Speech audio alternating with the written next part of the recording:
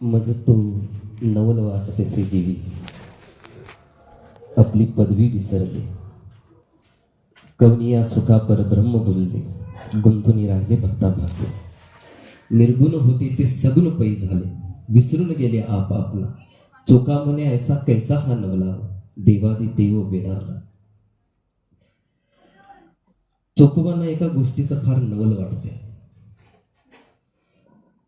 म्हणतात की देवाची इतकी मोठी पदवी आहे, साक्षात परब्रह्म तो या विश्वाचा रचयिता आहे, देव आहे. तुमचा माझा जन्मदाता आहे, पिता आहे, या अखंड ब्रह्मांडाचा राजा आहे, तो नायक आहे, करता आहे. इतकी मोठी पदवी आहे देवाची, पण आपली पदवी विसरला. चोखोबा म्हणतात आपली पदवी विसरला देव. अहो वेडावलाय देव, असं चोखोबांचं म्हणणं आहे. कोणापाशी, कोणाजवळ? म्हणतात की संतांच्या जवळ, संतांच्या संगतीकडे. विशेष लाभ अनादी काळापासून सर्व साधू संतांनी समजावलं.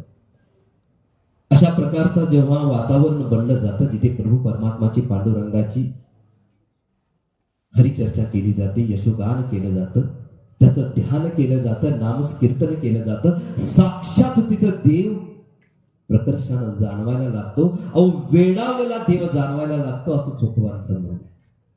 ही साधारण जागा नाही. साधारण जागा असती तर इथं हजारो लोक बसले असते, तर ही साधारण जागा नाही. म्हणून मोजक्यांनाच हृदयामधून तो भाव निर्माण होतो आणि येऊन काही ठराविकच बसतात. आणि असंही गणित आहे की अध्यात्माचा आवाज, पांडुरंग परमात्मा विषयी गायलं गेलेलं यशोगान, बोलले गेलेली त्याची चर्चा, नामस्कीर्तन, हे प्रत्येकालाच ऐकायला जाईल याची पण खात्री नाही. अहो नवे नवे तर इथपर्यंत साधू संतांनी समजवले की एखाद्या कीर्तनामध्ये, सत्संगामध्ये जाऊन बसल्यानंतर देखील प्रत्येक शब्द ऐकायला येईलच याची पण खात्री नाही म्हणतात. आणि जरी ऐकायला आला तरी तो कानामधून आत हृदयापर्यंत पोहोचेलच याची पण खात्री नाही. कदाचित यासाठीच ज्ञानोबाराय म्हणाले असतील की परी अवधान ऐकले दिली, मग सर्व सुखाशी पात्र होईल. हे प्रत्युत तर माझे उघड ऐका. म्हणाले की देवाचं कीर्तन, देवाचं भजन, त्याची चर्चा, त्याच्या स्वरूपाविषयीची चर्चा केवळ ध्यानपूर्वक ऐकलं ना तरी कल्याण होईल. आणि माझी उघड प्रतिज्ञा आहे, असं ज्ञानोबाराय म्हणाले होते. तुमच्या आणि माझे ज्ञानोबाराय, काय मोठी प्रतिज्ञा असेल एवढ्या गोष्टीसाठी की केवळ ऐकलं तरी कल्याण होईल. आणि याच्यासाठी ज्ञानोबारायला प्रतिज्ञा घेऊन सांगावं लागलं असेल. का बरं? ज्ञानोबाराय जाणतात की माणसाला सहजासहजी ही गोष्ट ऐकायला आवडत नाही, आणि जरी ऐकली तर ती हृदयाच्या कुठेतरी खोलीपर्यंत पोहोचेल याची खात्री नाही. हे ज्ञानोबाराय जाणतात. तर तुम्ही भाग्यवान आहात, देवावरती प्रेम करणाऱ्या, श्रद्धा ठेवणाऱ्या, विश्वास ठेवणाऱ्या. आणि म्हणूनच इतकी सगळी परिस्थिती काही तासांपूर्वी वेगळी होती, तरी श्रद्धाभावनेने आपण सर्वजण उपस्थित आहात. प्रेमाने बोला. एका विशेष गोष्टीकडे साधू संतांनी आपलं लक्ष वेधलंय. राहू द्याच महाराज, एका विशेष गोष्टीकडे लक्ष वेधून घेतलंय. काय बरं? ज्ञानोबाराय चार चौघांमध्ये बसले होते महाराज. अनेक जण होते. मग ज्ञानोबाराय कोण आहेत हे या संपूर्ण प्रवासामध्ये आपण विसरायला नको बरं. जसं महात्मा म्हणत होते, ज्यांनी परमात्माचं, पांडुरंगाचं ब्रह्मस्वरूप पाहिले, तत्व स्वरूप पाहिले, ज्यांनी चेतन स्वरूप भगवंताचं पाहिले, ते ज्ञानोबाराय आहेत. ज्ञानोबाराय कोणी साधारण व्यक्ती नाही. कोणी साधारण केवळ देवाविषयीच्या चर्चेमध्ये टाळ कुटणारा व्यक्ती नाही ज्ञानोबाराय. भगवंताच्या स्वरूपाला जाणारं एक अद्भुत व्यक्तिमत्व आहे ज्ञानोबाराय. ते ज्ञानोबाराय. चार चौघे लोक बसलेत त्यांच्या बरोबर, आणि ज्ञानोबारायांना प्रश्न चालू आहेत, काही उत्तर चालू आहेत, चर्चा चालू आहे. कदाचित असाच एखाद्या पारावरती बसलेला असावा ज्ञानोबाराय, कारण पारावरच्या चर्चा अख्ख्या गावामध्ये गुंजतात. खरं आहे ना? पण ज्यांना माझा ज्ञानोबाराय माझे आहेत, ज्ञानोबारायांचं सांगणं काय, म्हणणं काय, हे कुठंतरी कळवळीनं समजण्याचा प्रयत्न त्यांचा होतो ना. त्यांच्या जीवनातल्या चर्चा वेगळ्या आहेत महाराज. त्या केवळ पारावरच्या चर्चा नाही. ज्ञानोबारायांजवळ बसलेली लोक म्हणतात की काय जीवनाचं उद्दिष्ट आहे माऊली? आणि माणसं म्हणून जन्माला आलोच आहोत ना, काय वेगळं आहे आमच्यामध्ये? सगळी तर लोक आहेत आणि तुम्ही काय वेगळं सांगताय? हे ज्ञानोबारायाने विचारलं समाजाला. ज्ञानोबारायाने हात पकडला, म्हणाले अरे बाबा थांब, साधारण व्यक्ती नाही असं म्हणाले तुम्ही. साधारण व्यक्ती नाही, एका गोष्टीची समज नाही म्हणून तो हे प्रश्न बोलतोय, विचारतोय, ही चर्चा करतोय. कोणती बरं? ती सिद्ध प्रज्ञेची निलाभे मनची सारस्वते दुबे मग सकळ शास्त्रे स्वयंबे निघती मुखी. हे माझ्या ज्ञानोबरायांचं क्लेम आहे अख्ख्या जगासमोर. ती सिद्ध प्रज्ञेचे निलाभे म्हणतात की अरे बाबा, ज्या हृदयामध्ये प्रभू परमात्माचं अधिष्ठान, भगवंताच्या स्वरूपाचं ज्ञान ज्या हृदयाला प्राप्त आहे, ज्या अंतकरणामध्ये भगवंताच्या स्वरूपाचं दर्शन प्राप्त आहे, ज्या अंतकरणामध्ये पांडुरंगानं आपलं अधिष्ठान मांडलंय, त्या मुखातून निघणारा शब्द साधारण शब्द राहत नाही रे बाबा. साधारण शब्द राहत नाही. त्याच्या निघणाऱ्या प्रत्येक शब्दाला ईश्वरी शक्तीची जोड आहे म्हणाले ज्ञानोबा. सोप्या शब्दात अजून जरा सांगू का? नेमका हाच प्रश्न समर्थानं कोणीतरी केला होता आणि समर्थाने उत्तर दिले. जया अंतरी भगवंत अचल राहिला निवांत, तो स्वभाव आहे जे बोलत ते ब्रह्मनिरूपण. ब्रह्मनिरूपण म्हणाले की ज्याने भगवंत जाणलाय, ज्याने पांडुरंगाच्या तत्वरूपाला पाहिले, त्याच्या मुखातून निघणारा शब्द हा साधारण शब्द राहत नाही, तो ब्रह्म शब्द होऊन जातो. एखाद्या व्यक्तीनं सहज एखादा काहीतरी शब्द बोलावा, एखादं वाक्य बोलावं. ज्ञानोबाराय म्हणतात की ज्या हृदयामध्ये भगवंताचं अधिष्ठान आहे, ते वाक्य साधारण वाक्य राहत नाही, ते ब्रह्म वाक्य होऊन जातं. ब्रह्म वाक्य. प्रेमाने बोला. तुम्ही थोडा वेळ इकडे लक्ष द्या. आपल्या आयुष्यामध्ये ना नेमक्या ह्या अशा गोष्टी चालू राहतात बरं. एखादी महत्वाची गोष्ट होत असताना डिस्टर्बन्स, थोडासा फोकस डायव्हर्ट होणं ही साधारण गोष्ट आहे, कॉमन गोष्ट आहे. पण कोणी एखादा योद्धा यावा, हृदयापासून भगवंताचा प्रेमी यावा, त्याला प्रत्येक गोष्ट ऐकायला जाते, अन्यथा ऐकायला जात नाही. महाराज दासने तिथून विचारायला सुरुवात केली. सत्संगमध्ये, कीर्तनामध्ये भगवंताच्या चरणाजवळ, अहो अर्जुन भगवंताच्या बाजूला उभा होता. अनेक गोष्टी अर्जुनाच्या कानापर्यंत परत होत्या, पण हृदयापर्यंत पोहोचल्याने म्हणून 18व्या अध्यायापर्यंत पोहोचावं लागले भगवंताला. फार काही वेगळी अर्जुनाची आणि तुमची माझी कथा नाहीये. इथं अनेक गाड्या जातील, एखादा आवाज होईल, चेतन राहून खरंच पांडुरंगावरती, भगवंतावरती, गणरायावरती प्रेम आहे का, त्याची चर्चा मला पूर्ण ऐकता येईल का, हा विषयच मुळातच महत्वाचा आहे. प्रेमाने बोला. कुठं आलो होतो आता, जरा परत मागे जायला.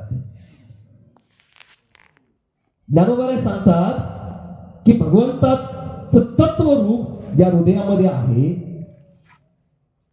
अगदी यांच्यापर्यंत पोहोचलं होतं नाही का, समर्थाने पण समजवलं. म्हणाला ते साधारण वाक्य राहत नाही, ते ब्रह्म वाक्य होऊन जातं. ब्रह्म वाक्य.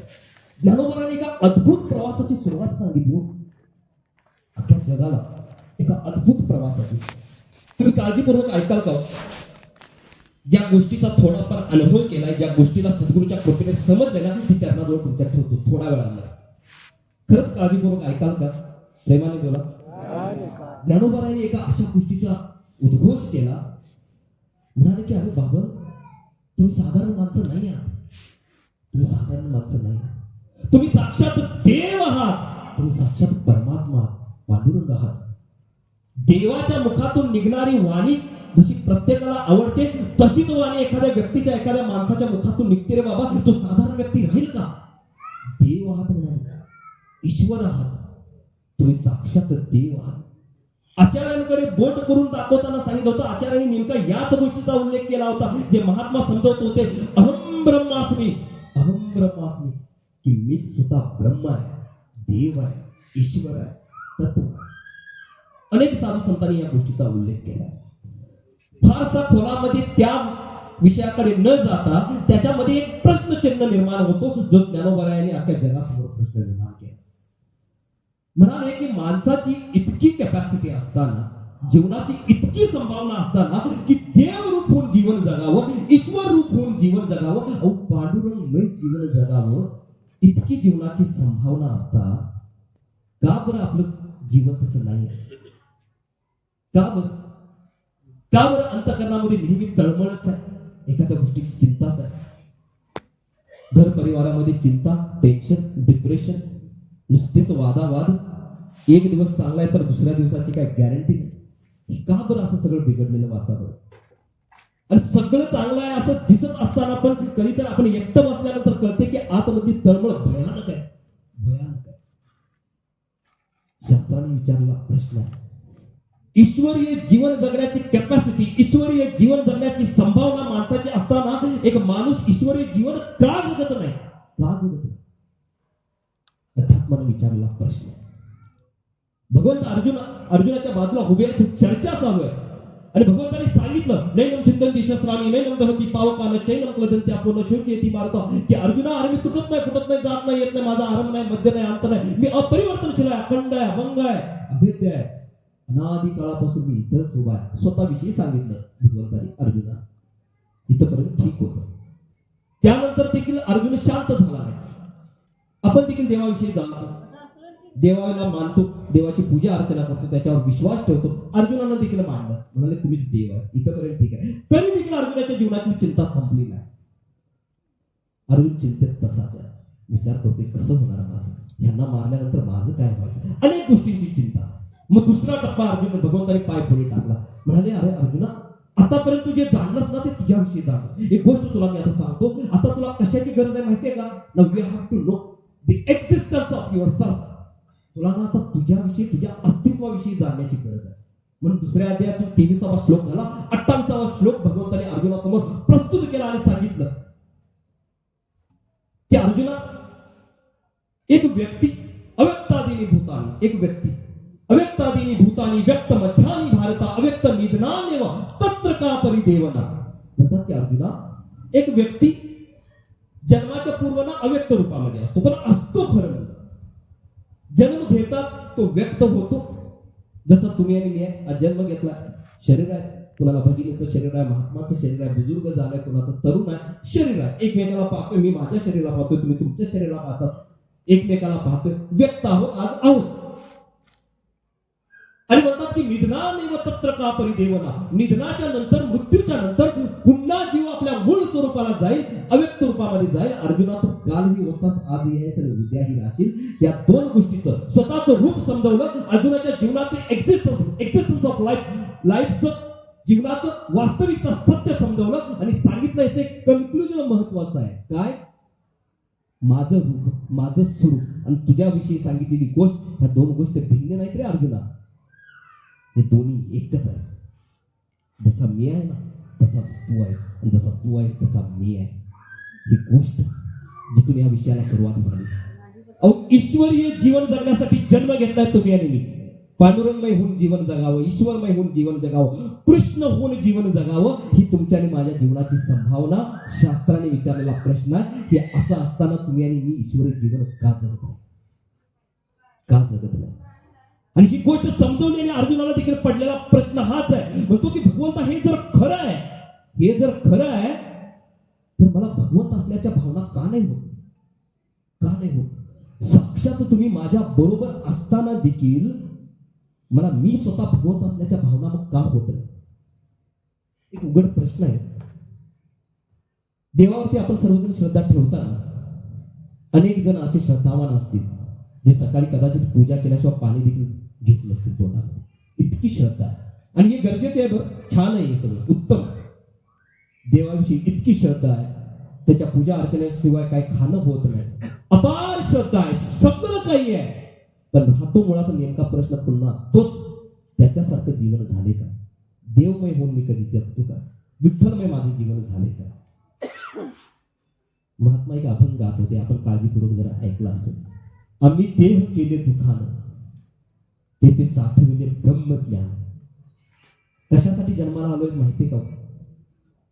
केवळ पांडुरंगमय होऊन जगण्यासाठी, या जीवनामध्ये आपण जगण्यासाठी जन्म घेतला. ब्रह्म अखंड या शरीरामध्ये साठवावं आणि ब्रह्ममय होऊन जीवन जगावं, यासाठी तुमचा आणि माझा जन्म आहे. तुकोबारायांनी सांगितलं होतं की ब्रह्मभूत काया होत असे कीर्तनी, भाग्य तरी ऋणी देवायचा. म्हणाले की साधू संतांच्या मेळामध्ये बसल्यानंतर भगवंताची पूजा अर्चना करता करता, भगवंताविषयी ऐकता ऐकता, भगवंताचं ब्रह्मज्ञान प्राप्त करता करता हा देह देखील ब्रह्मभूत होण्याची कॅपॅसिटी माणसाची आहे, हे तुकोबारायांनी समजवलं. पण पुन्हा राहतो प्रश्न तोच तुमचं आणि माझं का जीवन तसं आहे? का अजूनपर्यंत देवमय होऊन जगलो नाही आपण? का असंच राहील? आणि विचारला अर्जुनाने प्रश्न भगवंताला. म्हणतात की देवा, ही गोष्ट खरी आहे तर मला अजूनपर्यंत देवमय होऊन जगता काय येत नाही? का मी भगवंतमय जीवन जगण्याचा अनुभव करत नाही? आणि मग भगवंताने पुढचा टप्पा समजला. औजानंती मुडा मानुषीम तनुमाश्रितम परम भावम जानंतो मम भूत महेश्वरम. भगवंत अर्जुनाला म्हणतात की अर्जुना, एक गोष्ट आहे जी जाणण्यायोग्य आहे. लोक मला अनेक वेळा ना केवळ आकारामध्ये बघण्याचाच प्रयत्न करतात. ही गोष्ट चुकीची नाही बरं. भगवंतांनी पण समजवलं. आणि सद्गुरू माता सुदीक्षाजी महाराज जवळपास 100 वर्षाचा इतिहास राहिला संत निरंकारी मिशनचा. आणि युगानुयुगी ही गोष्ट सांगितली गेली की केवळ परमात्माला एखाद्या मूर्तीमध्ये पाहावं, मंदिरामध्ये पाहावं, रूपामध्ये पाहावं हे चुकीचं नाही, हे उत्तम आहे. मुळात सुरुवात हिचीच इथूनच आहे. पण हा प्रवास ना अलीकडचा आहे असं भगवंत अर्जुनाला समजवतात. म्हणतात की अर्जुना, आजपर्यंत तू मला जसं पाहिलेस ना, तो प्रवास अलीकडचा आहे रे. केवळ अलीकडचा प्रवास आहे. तू मला केवळ एखाद्या आकारामध्ये पाहत आलायस की मी तुझ्या बाजूला उभा आहे, तू मला नेहमी बघत आलायस, माझ्याशी काहीतरी गप्पा मारत आलायस. पण जेव्हा जेव्हा मी तुझ्यापासून दूर गेलो तेव्हा तेव्हा तू पुन्हा चिंतेत आहेस, टेन्शन मध्ये आहेस, डिप्रेशन मध्ये. मग पुढं कसं जाणवं? भगवंताने 6व्या अध्यायामध्ये एका गोष्टीचा उल्लेख केला. यो मा पश्यति सर्वत्र सर्वच्च मे पश्यन्ति तच्छाय न प्रणश्यमि सच मे न प्रणश्यति. म्हणतात की अर्जुना, एक गोष्ट तुला सांगू का रे? तू जर ब्रह्मज्ञान प्राप्त केलास ना, त्याचा उल्लेख होत होता की सत्संग समाप्तीनंतर 15-20 मिनिटाचा तो अद्भुत देवदर्शनाचा सोहळा असेल, जिथे भगवंताच्या स्वरूपाला दाखवलं जाईल सद्गुरूच्या कृपेने. महात्मा उपस्थित आहे. भगवंत अर्जुनाला म्हणतात की अर्जुना, तू एकदा माझं स्वरूप पाहशील ना, त्यानंतर एकच तुझ्या जीवनामध्ये गोष्ट शक्य आहे. म्हणाले एकच गोष्ट. काय बरं? तुकोबारायांच्या भाषेत सांगावं तर जेथे जातो तेथे तू माझा सांगाती चालवी शक्ती. मी अखंड तुझ्या समोर उभा आहे आणि तू अखंड माझ्या समोर उभा आहेस. ह्याच्या पलीकडे कोणतं नातच नाही. तू कुठेही जा, मी तुझ्या बरोबर आहे, तुझ्या समक्ष आहे. कुठेही जा. अर्जुनाला प्रश्न पडला.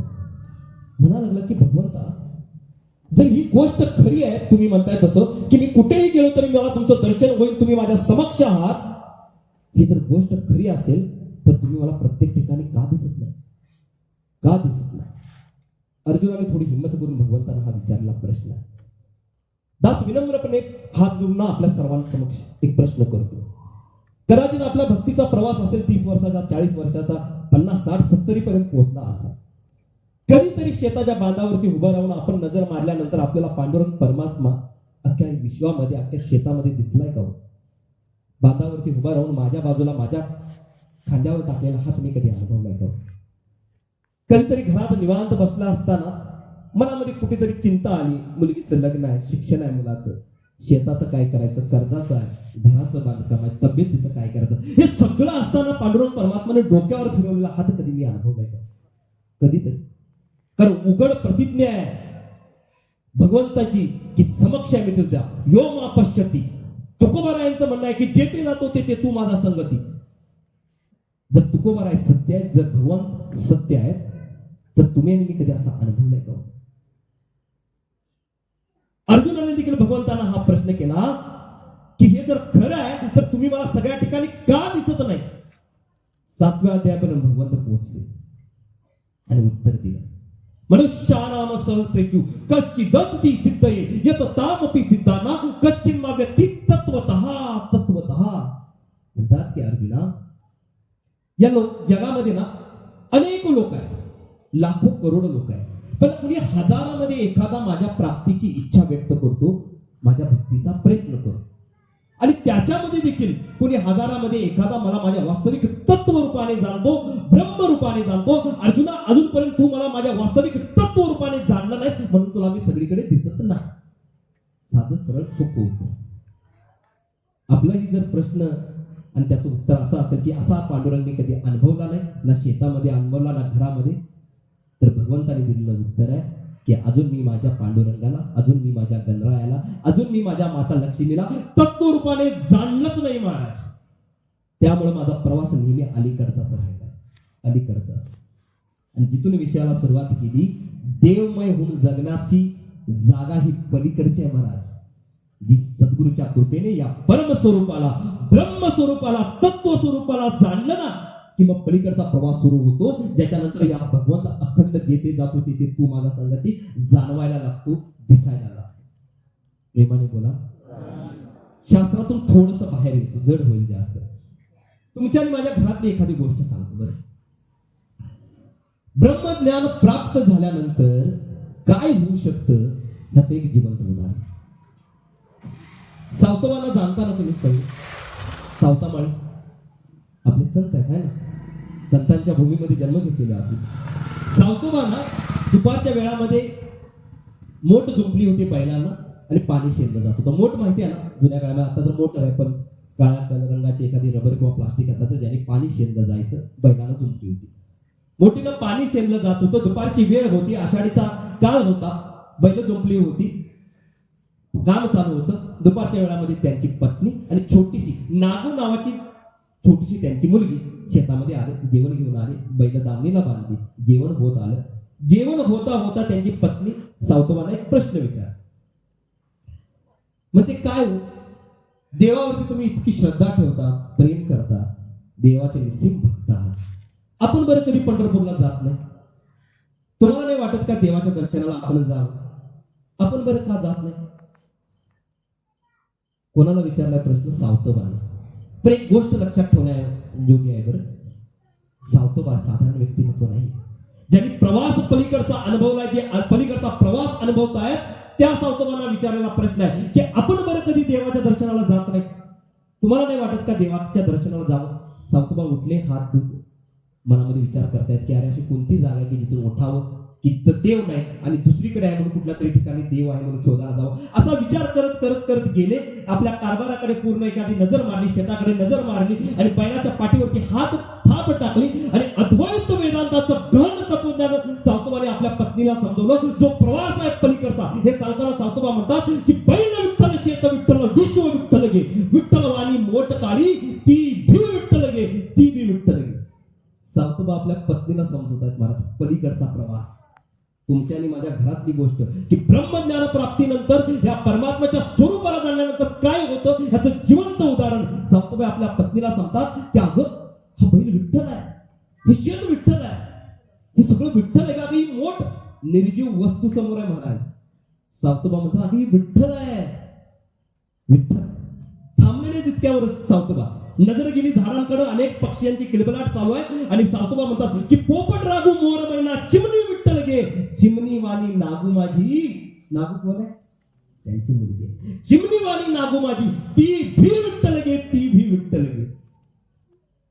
म्हणतात की अगं ही किलबिलाट करणारे पक्षी हे सगळे विठ्ठल आहेत.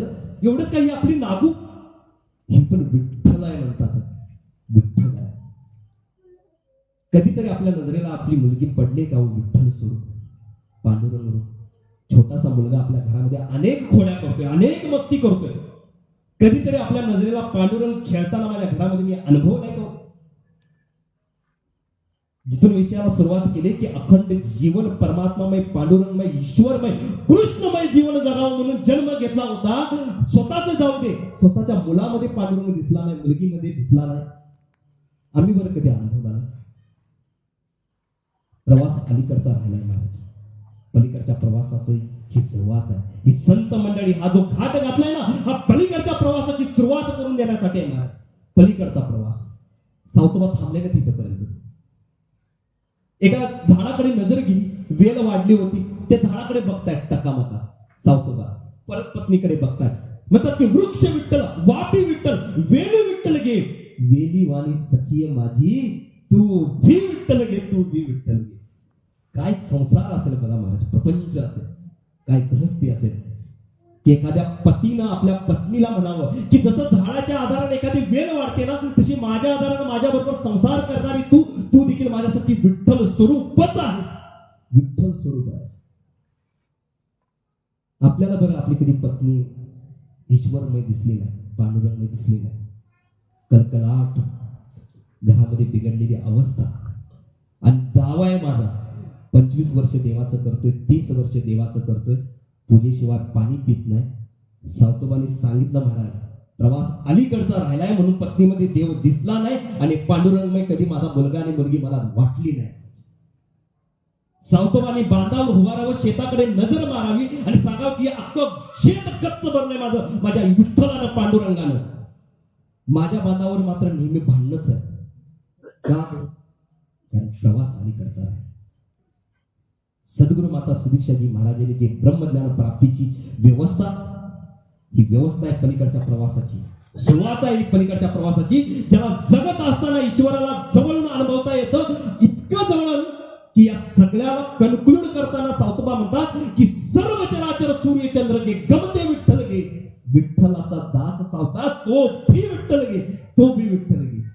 थांबलेले सावतोबा इथेपर्यंत म्हणतात की अगं इतका वेळ हे सगळं बोलणारा सावतोबा हा देखील विठ्ठलच आहे म्हणाले. जिथून विषयाची सुरुवात आहे प्रवीणजी. अहम ब्रह्मास्मी, अहम ब्रह्मास्मी. मी बरं कधी असा अनुभवलं नाही की मी देव रूप आहे, पांडुरंग रूप आहे, ईश्वर रूप आहे. सावतोबा म्हणतात की हा सावता देखील विठ्ठल रूप आहे. आमचा प्रवास मात्र अलीकडचाच आहे. आमचा फक्त दावाच आहे की 30 वर्ष आणि 20 वर्ष 25 वर्ष, पण ईश्वरमय जीवन आपल्याला कधी अनुभवताच आलं नाही. विनम्र प्रार्थना आहे, सत्संग समाप्तीनंतर ना सगळ्या गोष्टी राहू दे महाराज, 15-20 मिनिटांसाठी जो अद्भुत ब्रह्मज्ञानाचा सोहळा होईल, जिथे भगवंताच्या स्वरूपाचं दर्शन करून दिलं जाईल, जिथून प्रवासाला सुरुवात होईल. जो प्रवास आहे पलीकडचा, जो प्रवास आहे माझ्या नजरेला पांडुरंग दिसण्याचा, जो प्रवास आहे मला स्वतःकडे पाहत असताना मी विठ्ठल रूप आहे, ईश्वर रूप आहे, मी ब्रह्म आहे हे जाणण्याचा, या अनुभूतीचा. किती दिवस केवळ अलीकडचा प्रवास करावा. कथेतली एक छोटीशी गोष्ट, केवळ श्रद्धा देवाविषयी असणं पर्याप्त आहे का? तर दासचं म्हणणं आहे की नाही. श्रद्धा असणं खूप गरजेचं आहे. देवावरती अपार प्रेम आहे म्हणूनच तुम्ही इथं सगळेजण आहात. नवीन अनेक भाविक संत श्रेष्ठ सज्जन इथं उपस्थित असतील. देवाविषयी अपार तुमची श्रद्धा आहे म्हणूनच तुम्ही इथे आहात. अन्यथा देवाविषयी चर्चा ऐकायला वेळ कोणाला आहे? प्रवीणजी, कोणाला वेळ आहे? सगळ्यांची कारणं तयार आहे.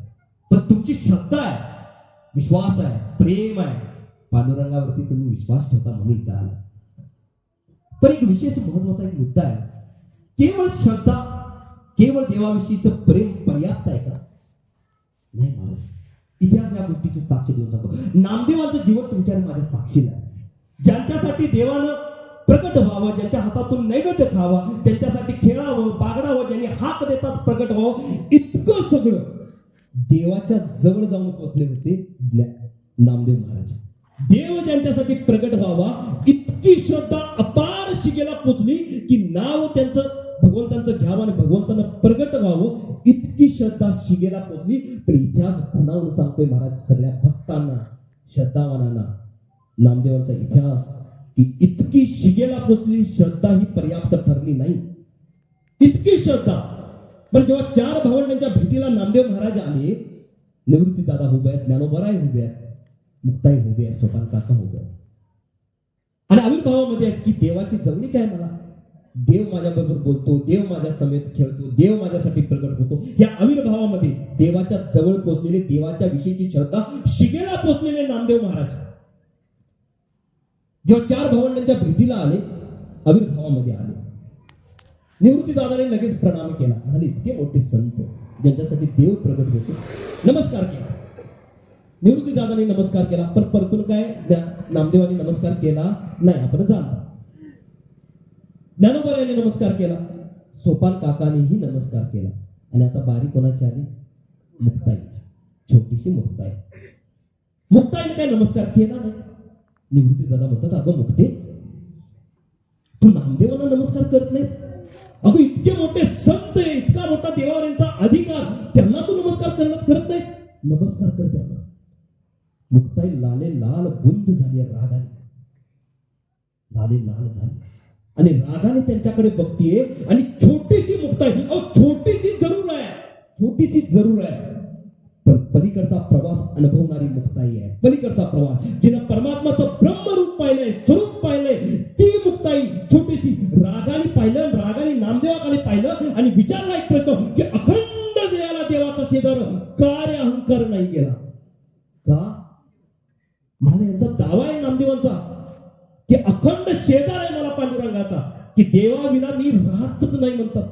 देव माझ्यासाठी प्रकट होतो, देवाबरोबर मी खेळतो, राहतो, बागडतो, जेवतो, देव माझ्या जवळ असतो. इतका मोठा यांचा दावा आहे, तरी का अहंकार नाही यांचा गेला? छोटीशी मुक्ताई जिने पलीकडचा प्रवास अनुभवलाय, निवृत्तीदारांच्या कृपेने, ज्ञानोबरायांच्या कृपेने जिनं ब्रह्मज्ञान प्राप्त केलंय, ती छोटीशी मुक्ताई म्हणते कारण यांनी देव समजलाच नाही, यांना पांडुरंग कळलाच नाही म्हणाली. कोणाला बरं? नामदेवांना. ज्यांच्यासाठी देव प्रगट होतो त्या नामदेवांना म्हणते की यांना देव कळलाच नाही. धावत पळत सुटले आणि पांडुरंगाजवळ हात जोडून म्हणतात की मुक्ताई काय होते, काय म्हणते ही छोटीशी मुक्ते, मी तुम्हाला जाणत नाही, कृपा करून मला सांगा काय खरं आहे. पांडुरंग परमात्म्याने निर्देश केला, म्हणाले ती खरं बोलते रे नामा. मग म्हणाले मला सांगा तुमचं रूप कसं आहे. म्हणाले ते मी नाही सांगू शकत. भगवंताने हात वर केले, म्हणाले ते मी नाही सांगू शकत. मग म्हणाले मला जाणायचं आहे. जर तुला माझं स्वरूप जाणायचंच असेल ना, त्यावेळेचे तत्कालीन त्यावेळेचे सद्गुरू तत्ववेता महात्मा, ब्रह्मवेता महात्मा विसोबा खेचरांकडे निर्देश केला आणि औंढ्या नागनाथाचं मंदिर तिथे पाठवलं नामदेवांना. आणि मग तो पुढची कथा माहिती आहे की कसं पिंडीवरती पाय ठेवून तो नजारा विसोबा खेचर त्याच्यावरती ठेवून पाय ठेवून झोपले. त्यांना राग आला, म्हणाले देवावरती पाय ठेवला. म्हणाले तिथं देव नाही तिथं ठेवा. उचलला पाय बाजूला ठेवला, तिथं पिंडी, अनेक चमत्कार. आणि मग त्यानंतर भगवंतानी, त्यानंतर सद्गुरूंनी इशारा करून ब्रह्मज्ञान दिलं. त्यानंतर ऐका ज्ञान नामदेवांची वाणी, नाम आणि रूप जया दोन्ही नाही तोची देव पाही येर मित्या जळ स्थळ काष्ट पाचानो पिंड ब्रह्मांडानु रेणू सर्वस्व आपण ही साक्ष असते. हे जाणून या परके जाण आप आपण याते खेचर म्हणे नाम याते अवघाची देव. इशारा समजवला आणि पलीकडच्या प्रवासाची सुरुवात करून दिली महाराज. साक्षीला इतिहास आहे नामदेवांचा. अहो ज्यांच्यासाठी देव प्रगट होतो त्यांची श्रद्धा ही पर्याप्त ठरली नाही.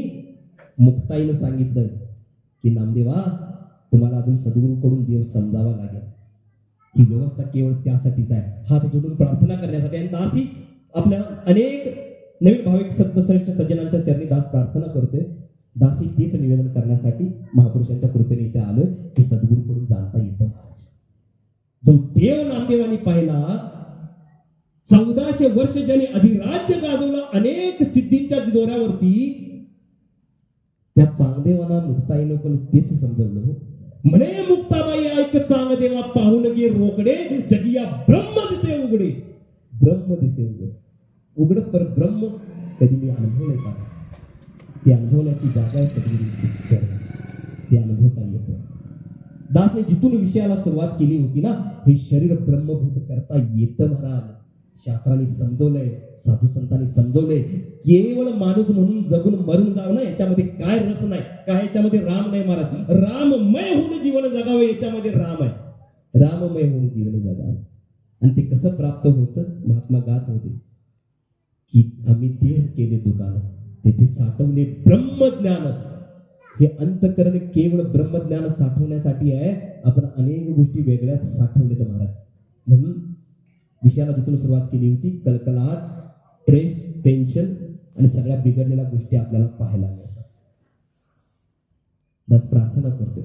सत्संग समाप्तीनंतर 15-20 मिनिटाचा तो ब्रह्मज्ञानाचा सोहळा असेल, अद्भुत दर्शनाचा सोहळा असेल, त्या तत्व रूपाला दाखवलं जाईल. एक विशेष गोष्ट मला तुम्हाला विचारायची. तुम्ही सगळे देवाच्या दर्शनाला जाता, प्रेमाने बोला. 10 मिनिटं वेळ आहे, 10 मिनिटात संपतो, पुढे जात नाही. पण 10 मिनिटं काळजीपूर्वक तुम्ही सगळे देवाच्या दर्शनाला जाताना, ज्ञानोबराय ज्यावेळी बसले होते ना त्या 4 चौघांमध्ये, कोणतरी ज्ञानोबरायांना म्हणाले, महाराज म्हणतात की मला जायचं देवाच्या दर्शनाला जायचं आहे, 10-15 दिवस चालत जायचं आहे, 10-15 दिवसानंतर दर्शन होणार. एक जण म्हणाला मला पण जायचं आहे, बाजूच्या तिथे 2 दिवसात पोहोचतोय. एक जण म्हणाले मला पण जायचं आहे, तासभरच चालायचं आहे इथं. एक जण म्हणाले बाजूलाच आहे, 2 मिनिटात मला होते, मला पण जायचं आहे. दर्शनाचा विषय आहे, दर्शनाचा विषय, देवाच्या दर्शनाचा. म्हणाले आम्हाला जायचं आहे वेगवेगळ्या कारणाने. आणि ज्ञानोबाऱ्या हसायला लागले. तुमची आणि माझी ज्ञानोबाऱ्या कुठेतरी पारावरती बसून भक्तीची अशीच गोडी आणि सत्य ज्ञानोबाऱ्यांनी जगाला समजवलं. ते चार चौघांमध्ये ज्ञानोबाराय हसले. म्हणाले, का माऊली हसताय बरं तुम्ही? म्हणाले, तुम्हाला देवाच्या दर्शनाला फार वेळ लागतो बाबा, म्हणाले ज्ञानोबाराय. म्हणजे ज्ञानोबारायांनी एक महत्वाचं ना तत्व समजवलं. म्हणाले, तुमचा प्रवास ना अलीकडचा राहिलाय, म्हणून तुम्हाला देवाच्या दर्शनाला 15 दिवस लागतात, 4 दिवस लागतात, 2 दिवस लागतात, तासभर लागतो, 2 मिनिट लागतं. इतका वेळ लागत नाही बाबा देवाच्या दर्शनाला. तुम्हाला का वेळ लागतो? म्हणाले, मग आम्हाला का वेळ लागतो? कारण तुमचा प्रवास अलीकडचा आहे म्हणाले. मग म्हणाले, अलीकडच्या प्रवासाची एक विशेष गोष्ट आहे. काय बरं? सोप्या शब्दात ज्ञानोबारायांनी समजवलं. पै ज्ञानाची ये प्रवेश हवे, जयाची मती नेई पावे, तो हात धरणी या शिवे परतत्व आणते. ज्ञानोबाराय म्हणतात की जसं मापटा आणि चिपट गावाकडे कमीत कमी ऐकलं तरी असेल, आता वापरत नसेल तरी, है ना, धान्य मोजायला त्यावेळचं प्रमाण दिलं महाराज ज्ञानोबारायांनी. म्हणतात की जसा एखादा मापारी दुकानदार धान्य भरून, तांदूळ द्यायचा समजा, गहू भरून द्यायचा, ते मापट्यामध्ये भरतो, ते फुल भरतं, जास्त होतं म्हणून काय करतो, तो हात फिरवतो ओततो, भरतो, हात फिरवतो ओततो, भरतो, हात फिरवतो ओततो, असं प्रत्येक क्षणाक्षणाला हात फिरवतो ओततो. ज्ञानोबाराय म्हणतात, ज्याने परमात्माचं ब्रह्मस्वरूप पाहिलंय, तत्व स्वरूप पाहिले ना, तो भक्त भगवंताच्या पांडुरंगाच्या चरणाला त्याचा क्षणाक्षणाला स्पर्श करतो महाराज. क्षणाक्षणाला भगवंताच्या दर्शनाला क्षणभर पण विलंब लागत नाही.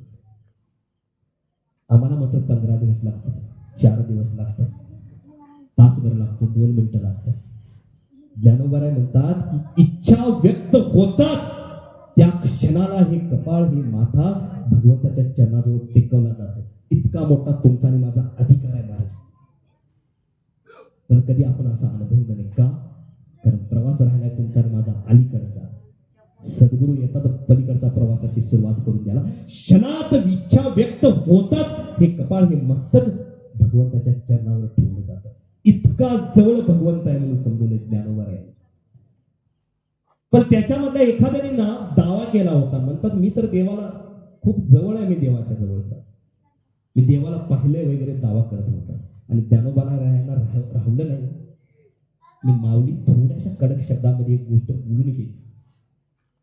जरी ज्ञानाचे नि प्रकाशे परतत्वी दिठी न पैसे, ते स्फूर्तीचे असे अंध म्हणून ज्ञानोबाराय म्हणतात की एखाद्याचा दावा असेल की मी देवाला पाहिले, मी देवाच्या जवळ आहे, मी देवाचं हे करतोय, मी देवाचं ते करतोय, देवाचं मी नाव घेतल्याशिवाय मी पाणी पित नाही, देवाची भक्ती करतो, असं अनेक दावा आहे. ज्ञानोबाराय म्हणतात हे सगळे दावे असू देत, अनेक वर्षाचा प्रवास असू देत, तर नेमकं याला सगळं दिसतंय. घरदार दिसतंय, पत्नी दिसते, मुलं दिसतात, शेजारी दिसतात, शेतीवाडी दिसते, सगळं कारभार दिसतो याला. केवळ एक परमतत्व दिसत नाही. ज्ञानोबाराय म्हणतात की समजावं की तो व्यक्ती आंधळा आहे, अंध आहे म्हणून समजावं. भक्तीच्या मार्गामध्ये ज्ञानोबारायांनी बोललेला खरतर शब्द महाराज, अंध व्यक्ती आहे म्हणून समजा. प्रवासाला कुठेतरी बसून निवांत विचार करण्याची गरज आहे महाराज. कारण असाच हा प्रवास निघून जाईल. आणि त्याच्या आधी माझ्या ज्ञानोबारायांनी, तुकोबारायांनी, नामदेवांनी समजवलेली जी भक्तीचा जो मार्ग आहे ना, जो सद्गुरूकडून जाणावा, सुखाचा सद्गुरू. 5 मिनिटांमध्ये या गोष्टीला कन्क्लूड करताना मागे एकदम जातो, तिथून सुरुवात केली होती. घरामध्ये टेन्शन, स्ट्रेस, कलकलाट, या सगळ्या गोष्टी, सुखाची खूप इच्छा आहे, खूप इच्छा आहे. कसं होईल?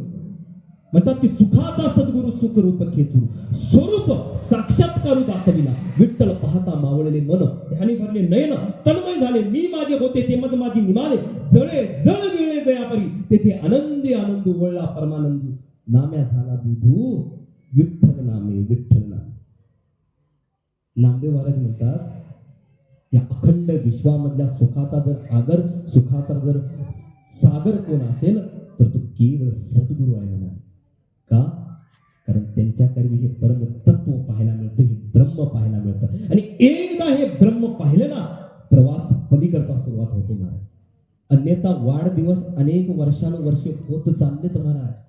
आणि वाढदिवसा दिवशी एक वर्ष मागे मागे सरत चाललं. पण कुणी एखाद्या भाग्यवंतांनी जन्म घ्यावा आणि सद्गुरूची अपार कृपा व्हावी आणि त्याने पाहावं हे तत्व. आणि त्यानंतर वाढदिवस केवळ वर्ष मागे सरण्याचा वेळ नव्हे महाराज. हे एक अद्भुत सोहळा आहे ज्याच्यामध्ये प्रत्येक क्षणाक्षणाला भगवंत अनुभवायला येतो, भगवंत अनुभव. दास विनम्र प्रार्थना करायला आपल्या सगळ्यांच्या चरणी नवीन भाविक जे कोणी आले असतील. संत निरंकारी मिशन कोणत्या एका विशेष पंथ किंवा मुळात तुम्ही आता सगळ्याच गोष्टी ऐकल्या. एखाद्या गोष्टीवर कुठला तरी दावा ठोकणारं मिशन नाही. हे मिशन आहे ज्ञानोबारायांचं, हे मिशन आहे नामदेवाचं, हे मिशन आहे तुमच्या आणि माझ्या जगद्गुरूंचं तुकोबारायांचं. जे जीवन तुमच्या आणि माझे तुकोबाराय जगले, ज्या तत्वाला मुक्ताईनं अख्ख्या जगासमोर छोट्याशा जीवन काळामध्ये अख्ख्या विश्वासमोर ज्या प्रखरतेनं मांडलं ना, हे मिशन आहे माझ्या मुक्ताईचं. हे मिशन आहे भगवंतांचं. हे मिशन आहे अर्जुनाने अनुभवलेल्या त्या प्रवासाचं. विनम्र प्रार्थना आहे, खुल्या रूपानं आपल्या सर्वांना विनम्र आव्हान आहे. जर असा पलीकडचा प्रवास अनुभवायचा असेल तर सद्गुरूच्या कृपेने ते तत्व पाहता येतं आणि त्या तत्वाला एकदा पाहिलं ना, पलीकडचा प्रवास सुरू होतो आणि जेथे जातो तेथे तू माझा सांगती प्रत्येक ठिकाणी असणारा भगवंत परमात्मा आपल्याला अनुभवायला येतो. महाराज दास प्रार्थना करेल थांबताना की सद्गुरू स्वरूप महात्मा ज्यांना सद्गुरूकडून त्यांना अनुमती आहे की त्या परमतत्वाला ते दाखवू शकतात, दर्शवू शकतात, ब्रह्मज्ञान देऊ शकतात, भगवंताच्या स्वरूपाला ते दाखवू शकतात. अनुमती आहे, विशेष रूपाने आज हजर आहे. हा लाभ सोडू नका महाराज. 15-20 मिनिटाचा जो ब्रह्मज्ञानाचा सोहळा असेल त्यानंतर एक गोष्ट विशेष होण्यायोग्य आहे. काय होईल? तुम्ही आलात आपल्या घरातून, घर सोडून आलात, इथं येऊन बसणार आणि परत जाणारे साधारण लोकही घरामध्येच जातात. परत घरामधून आले घरामध्ये जातात. पण मला एक गोष्ट सांगा, ज्या भिंतींच्या दरम्यान देवदेवता राहत असतील, म्हणजे आता मंदिर आहे, मंदिराला भिंती आहे, आतमध्ये भगवंत राहतात, त्याची साजरी गोजरी छान मूर्ती आहे भगवंताची, आणि ज्या भिंतींच्या दरम्यान देवाचा वास आहे, आपण त्याला काय म्हणतो? मंदिर म्हणतो, नाही का? मंदिर म्हणतो. सावतोबांच्या जीवनाचा प्रसंग तुमच्या आणि माझ्या समोर. ज्या व्यक्तीला आपल्या मुलामध्ये पांडुरंग दिसावा, ज्या पत्नीला आपल्या पतीमध्ये देव दिसावा, ज्या पतीला किंवा या वडिलाला आपल्या मुलगीमध्ये पांडुरंग दिसावा, अहो ज्या परिवाराला एकमेकामध्ये देव दिसावा, स्वतःमध्येही देव दिसावा, अहो ईश्वरमय पांडुरंगमय विठ्ठलमय होऊन जीवन घर परिवारामध्ये जगावे, त्या भिंती काय घर राहतं का? हो, मंदिर बनून जातं महाराज. हा प्रवास आहे तुमच्या आणि माझ्या घराला मंदिर बनवण्याचा. हा प्रवास आहे. केवळ घर आजपर्यंत आपली घरच राहिलेत महाराज.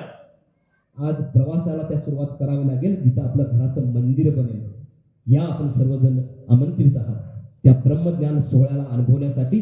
ज्या प्राप्तीनंतर घर सोडून आला असाल, पण ती जर समजलीच ना गोष्ट, ती अंतःकरणामध्ये जर बसलीच ना गोष्ट, तर परिवारामध्ये जेव्हा परत जाल ना, त्या घरामध्ये नाही जाणार महाराज. तुम्ही मंदिरामध्ये जा. सर्व प्रबंधक महात्मांचे खूप खूप आभार. इतका सुंदर कार्यक्रम जिथे सद्गुरूचा हा शुद्ध भावनेने संदेश आपण सर्वांपर्यंत देऊ शकला. इतक्या विपरीत परिस्थितीमध्ये आल्यानंतर तुम्ही सांगितलं होतं की जवळपास 10 वर्षाचा इतिहास आहे. वरुण राजा देवाचं विशिष्ट प्रेम या कार्यक्रमावरती राहिलंच आहे आणि या गोष्टीला इतिहास साक्ष देऊन सांगतो. बरं, या गोष्टीला शास्त्र साक्ष देऊन सांगतो. देवाची हाजरी वेगवेगळ्या रूपाने लागतेच महाराज. भोसले महाराज, ही साधारण गोष्ट नाही आहे. 10च्या 10 कार्यक्रमाला पाऊस पडलाय आणि वारं सुटले, ही काय साधारण गोष्ट नाही आहे. हे फक्त घडायचं म्हणून घडलेलं नाही, हे नियोजित आहे. This is a planned thing. ही प्लॅन्ड आहे, नियोजित गोष्ट आहे. कुणी उघड्या डोळ्याने ब्रह्म पाहणाऱ्याने ते अनुभवावं आणि नेता बाकीच्याने म्हणावं यांच्या कार्यक्रमात पाऊस पडतो. ब्रह्मज्ञानींच्या नजरेला येणारी गोष्ट आहे महाराज. कुणीतरी सर महात्माना म्हणत होते की तुमच्या कार्यक्रमाला गारवा निश्चित आहे. महाराज खरंच आहे होते, गारवा निश्चितच आहे. ब्रह्मज्ञान प्राप्तीनंतर जीवनामध्ये गारवा येतो. आदरणीय पाटीलजींच्या परिवाराचं भरपूर अभिनंदन. वाढदिवसाला डीजे पण आला असता महाराज, पण यांनी सत्संग ठेवली आहे. यांनी सद्गुरूचा संदेश प्रत्येक अंतकरणापर्यंत पोहोचावा याच्यासाठीचा हा प्रवास आहे. भाग्यवंत आहेत महाराज. आपल्या सर्वांचे हृदयापासून आभार. गावातील अनेक प्रतिष्ठित लोक दास समोर इथे बसलेले आहेत, उभे आहेत. दास जो सद्गुरूचा संदेश आहे तो विनम्र भावनेने द्यावा यासाठीच आपल्या गावामध्ये दास आलेला आहे. तरीही कोणाला एखादा फ्लोमध्ये शब्द जर वर खाली झाला असा तर आपण वडीलधारे आहात सर्वजण, माफ तर करा. पण या गोष्टीसाठी दास पुन्हा प्रार्थना करेल की जो एक अद्भुत ब्रह्मज्ञानाचा सोहळा आहे तो चुकवू नये महाराज, बिलकुल चुकवू नये. कारण त्याच्यानंतर एका अद्भुत सोहळ्याची सुरुवात होती आणि तो सोहळा अनुभवण्यासाठीच आपण जन्म घेतलाय. प्रेमाने बोला. धन्यवाद.